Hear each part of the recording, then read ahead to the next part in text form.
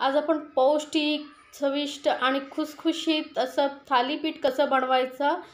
पौष्टिक यासाठी की कारण यामध्ये आपण सर्व प्रकारचे धान्य, कडधान्य, भाज्या घातलेल्या आहेत. त्यामुळे खूपच पौष्टिक असं हे आहे.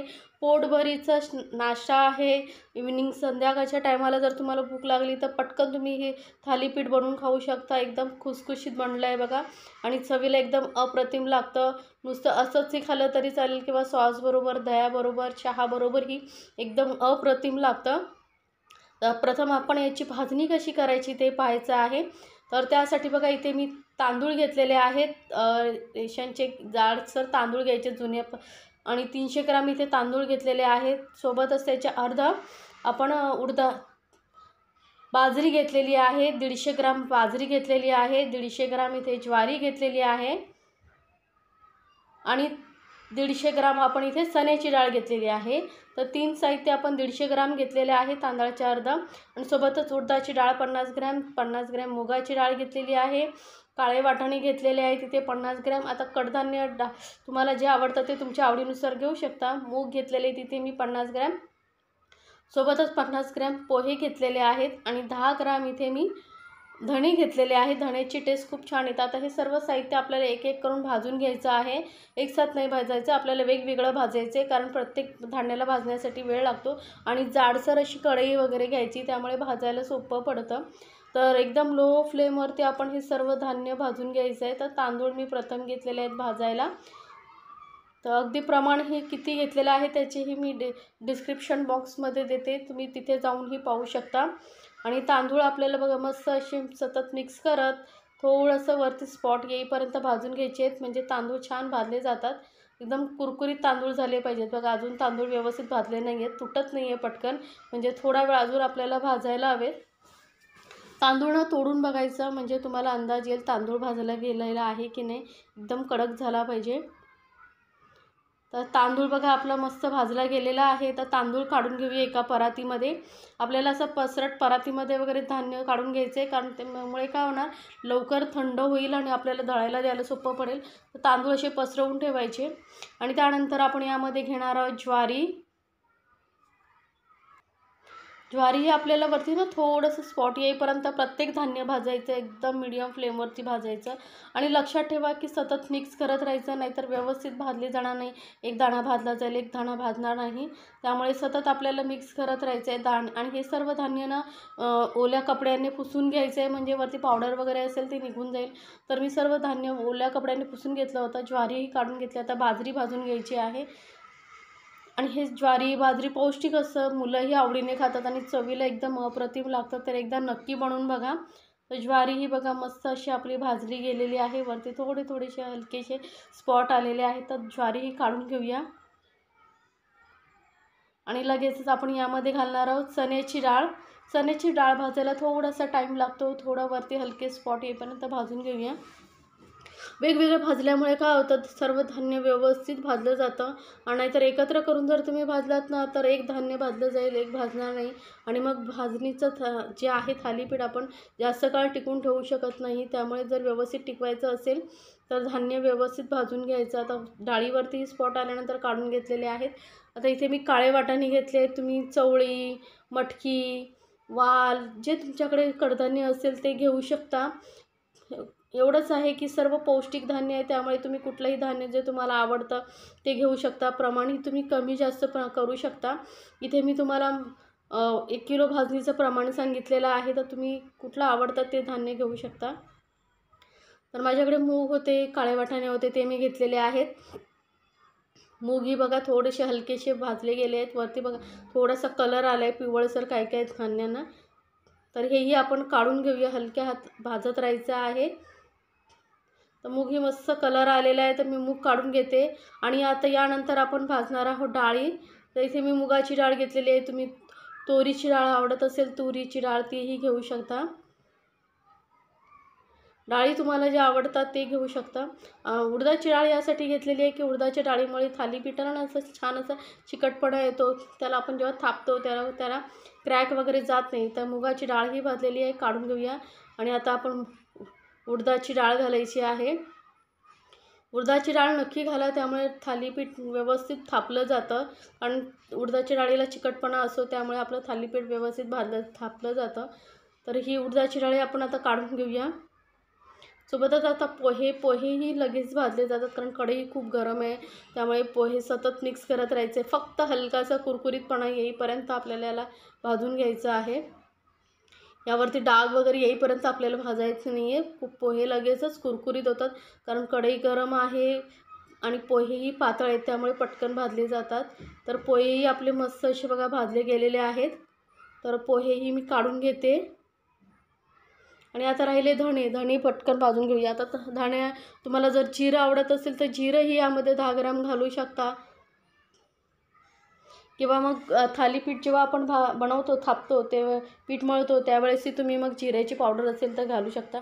तर धणेही भाजले गेलेले आहेत. तर हे आपण सर्व साहित्य एका परातीमध्ये काढून घेतलेलं आहे आणि पूर्णपणे थंड करून नंतर चक्कीवरून एकदम बारीक असं दळून आणायचं आहे. थालीपीठाचं भाजणी सांगितलं की ते व्यवस्थित दळून देतात. तरी मी चक्कीवरून दळून आणते थंड झाल्यानंतर.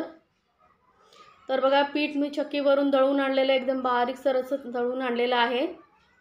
पीठ मस्त असं दळलं गेलेलं आहे. आता याची आपण थालीपीठ कसं बनवायचं ते पाहणार आहोत. तर एका मोठ्याशा भांड्यामध्ये मी 2 कप थालीपीठाची पीठ घेते.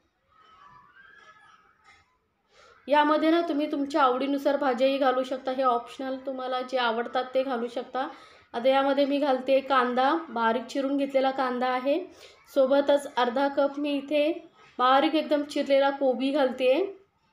सर्व भाज्या घालून बघा खूप छान लागतात, किंवा भाज्या नसतील घालायचं तर नुसतं कांदा घालूनही तुम्ही थालीपीठ बनवू शकता. तर इथे मी पाव कप गाजर बारीक किसून घेतलेला आहे. सोबतच तिखटपणासाठी इथे मी ना हिरव्या मिरच्या घेतलेल्या, एकदम बारीक चिरून घेतलेल्या आहेत. तुम्हाला जर हिरव्या मिरच्या नसतील घालायचं तर लाल मिरची पावडर घातली तरी चालेल. सोबतच पाव कप एवढं मी कोथिंबीर घेतलेली आहे. कोथिंबीर थोडी ना जरा जास्त घाला, त्यामुळे चव खूप छान येते थालीपीठाला. 2 चमचे इथे सफेद तीळ घातलेले आहेत. खुसखुशीत असं आपलं थालीपीठ होतं. आणि चवीनुसार आता आम्ही यामध्ये मीठ घालायचं आहे. आणि सोबतच फक्त हलकासा कलरसाठी इथे अर्धा किंवा पाव चमचा हळद घाला. आणि हे सर्व साहित्य आता मिक्स करून घ्यायचे आपल्याला व्यवस्थित. मी दाखवलेल्या रेसिपी जर तुम्हाला आवडत असतील तर चॅनलला लाईक्स, कमेंट्स आणि सबस्क्राईब करायला विसरू नका. सोबतच बेल आयकॉनवरती क्लिक करा, म्हणजे माझ्या नवीन रेसिपीची नोटिफिकेशन लगेचच तुमच्यापर्यंत पोहोचेल. आता सर्व साहित्य आपलं व्यवस्थित मिक्स झालेलं आहे. भाज्या यामध्ये तुम्ही फ्लावरही घालू शकता बारीक किसून, त्यानेही थालीपीठ खूप छान होतं. आता थोडंसं पाणी घालून आपण याचा थोडंसं असं सैलसर असं आपल्याला पीठ भिजून घ्यायचं. एकदम घट्ट असं नाही, थोडं मऊ असं पीठ भिजून घ्यायचं आहे, म्हणजे थालीपीठ आपल्याला थापायला व्यवस्थित सोपं पडतं. तर अगदी एकदम पाणी घालू नका, थोडंसं पाणी घालून घ्या, म्हणजे तुम्हाला पाण्याचं परफेक्ट अंदाज येईल. तर पीठ आपलं मळून झालं आहे, त्यावरती थोडंसं तेल घालूया आणि आपण परत याला थोडंसं मळून घेऊया. म्हणजे कसं होईल, आपलं जे थालीपीठ थापू तेव्हा ते हाताला वगैरे चिकटणार नाही, त्यामुळे थोडंसं तेल लावा हातांना. 2 कप पिठाचं पीठ घेतलं आहे. यामध्ये कमीत कमी 8 ते 9 थालीपीठं होतात मीडियम साईजची. आता तुम्हाला जास्त प्रमाणात बनवायचं असेल तर मग तुम्ही पिठाचं प्रमाण वाढवा. पीठ आपलं व्यवस्थित मळून झालं आहे. थोडंसं आपण भाज्यांचा फ्लेवर पिठामध्ये उतरण्यासाठी 10 मिनटं झाकून ठेवूया. तर 10 मिनटानंतर बघा पीठ एकदम मस्त असं आपलं मुरलं गेलेलं आहे. तर यामधला थोडासा गोळा घ्यायचा आहे आपल्याला. आता थालीपीठ तुम्हाला केवढ्या साईजचं हवं आहे त्यानुसार तुम्ही पिठाचा गोळा घेऊ शकता. तर मी मीडियम साईजचे बनवते, त्यामुळे आपण रोजच्या ज्या पोळीसाठी घेतो उंडा तेवढा मी घेतलेला आहे. आणि त्यानंतर इथे मी 2 प्रकारे तुम्हाला थालीपीठ थापायचं दाखवणार आहे. तर इथे प्लास्टिक शीट घेतलेली आहे. कुठलाही जो प्लास्टिक पेपर असेल तर तुम्ही घेऊ शकता, किंवा कापडही ओला करून घेऊ शकता. तर इथे मी प्लास्टिक शीटवरती दाखवते. तर ही पहिली पद्धत म्हणजे तुम्ही हाताने बोटांच्या साहाय्याने असं हलकं प्रेस करून त्याला पसरवू शकता. अगदी गोल आकार द्यायचा त्याला थालीपीठाला. आणि दुसरी पद्धतही मी तुम्हाला दाखवणार आहे. तुम्हाला जी पद्धत योग्य वाटते त्या पद्धतीने तुम्ही थालीपीठ बनवू शकता. हेही एकदम सोपं आहे. पीठ सैलसर भिजवलं ना की व्यवस्थित थालीपीठं थापता येतात. आणि मेन तर थालीपीठ आहेत, त्यामुळे हाताने थापलेली थालीपीठं खूप दिसायला सुंदर दिसतात. कारण वरती ना बोटांचे थोडे ठसे येतात ना, दिसायला खूप सुंदर दिसतात ते.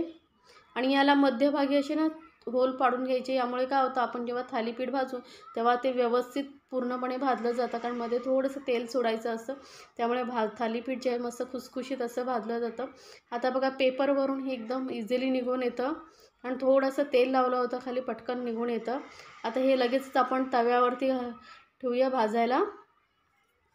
आणि मध्यभागी जे आपण होल केले आहेत ना, त्याच्यामध्ये थोडंसं तेल सोडायचं. साईडनेही थोडंसं तेल सोडायचं. कमी तेलामध्ये होणारं हे थालीपीठ नाश्ता आहे, इव्हनिंग स्नॅक्सला किंवा मॉर्निंगला तुम्ही मुलांनाही देऊ शकता, टिफिनमधूनही देऊ शकता. खूप छान लागतं. एका साईडने व्यवस्थित त्याला शेकू द्या, नंतरच पलटून दुसऱ्या साईडने शेका. कलर बघा किती सुंदर आला. आणि मीडियम फ्लेमवरती आपण याला शेकून घेणार आहोत. त्यामुळे मस्त असं खरपूस दोन्ही साईडने होईपर्यंत शेकून घ्या. अजिबात घाई करू नका. जर तुमचा तवा मोठा असेल तर एकाच वेळेस 2-3 ही थालीपीठं त्याच्यावरती राहू शकतात.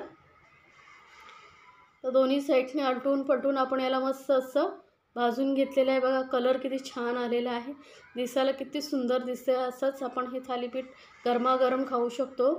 आता दुसरी पद्धत कशी आहे थालीपीठ थापायची ते दाखवते. तेल आपण याला पूर्ण तेल लावून घेतलेलं आहे. पेपरलाही तेल लावून घेतलं आहे. दोन्ही साईडला मी पेपरला तेल लावून घेतलेलं आहे. आणि एखादी प्लेट वगैरे घ्यायची आणि हाताने असं दोन्ही प्रेस करायचं आणि लगेचच थालीपीठ थापलं जातं. बघा ही पद्धत एकदम सोपी आहे. अगदी मस्त व्यवस्थित 4 होल करून घ्यायचे, 4 किंवा 5 जेवढे थालीपीठाची साईज आहे त्यानुसार तुम्ही होल करू शकता. आणि लगेचच काढून आपण याला तव्यावरती घेणार आहोत. तर आता तुम्हाला कुठली पद्धत आवडली तेही मला सांगा कमेंट्समध्ये. तर असे हे गरमागरम अशी मस्त खमंग खुसखुशीत पौष्टिक असे आपली थालीपीठं तयार झालेली आहेत. तर ही रेसिपी कशी वाटली मला कमेंट्समध्ये ज़रूर सांगा. आणि तुम्हाला रेसिपी अजून कुठली पाहायला आवडेल तेही मला सांगा, मी नक्की बनवून दाखवेन. किती मस्त खुसखुशीत असं बघा पौष्टिक असा हा नाश्ता तयार झालेला आहे आपला. तर इथे मी तुम्हाला तोडून दाखवते, किती पटकन इझिली तुटते बघा. तर बनवा आणि आपल्या फॅमिलीसोबत एन्जॉय करा मस्त गरमागरम खुसखुशीत थालीपीठ.